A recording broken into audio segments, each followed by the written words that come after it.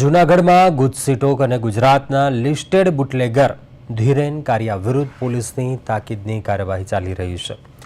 Police દ્વારા ધીરેન કારિયા ઉર્ફે decay Amritlal કારિયા વિરુદ્ધ શહેરના મુખ્ય ચોક અને રસ્તાઓ ઉપર પોસ્ટર લગાવાયા છે। જ્યારે વર્ષ 2025માં ધીરેન કારિયા અને તેની ટોળી વિરુદ્ધ રાજકોટ ગુજસીટોકમાં ગુનો નોંધાયો હતો। પોલીસે તેના સાગરીતોને પકડીને જેલ હવાલે કર્યા છે, જ્યારે કે ધીરેન કારિયા હજુ ફરાર છે।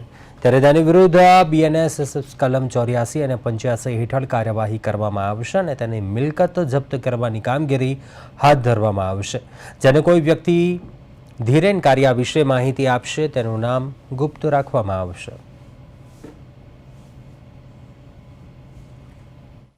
ધીરેન કારિયા અને તેની સંગઠિત ગુનાહિત ટોળકી જે આર્થિક ગુનાઓમાં સંડોવાયેલા છે, મારામારી, ડુપ્લિકેટ પાસપોર્ટ, એટ્રોસિટી, આ ઉપરાંત પ્રોહિબિશન, દસ્તાવેજો સાથે છેડછાડ, આ તમામ પ્રકારના ગુનાહિત કૃત્ય કરતી આ ટોળકી વિરુદ્ધ જૂનાગઢ શહેરના C ડિવિઝન પોલીસ સ્ટેશનમાં એપ્રિલ 2025માં ગુજસીટોકનો ગુનો દાખલ કરવામાં આવેલો।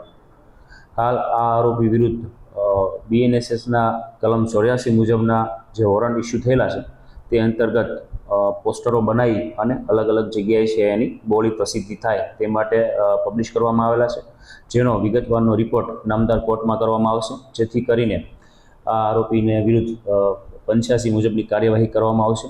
વધુમાં આ પોસ્ટરમાં આ આરોપીની કોઈપણ પ્રકારની વિગત આપશે તો તે માહિતી આપનારનું નામ પણ ખાનગી રાખવામાં આવશે।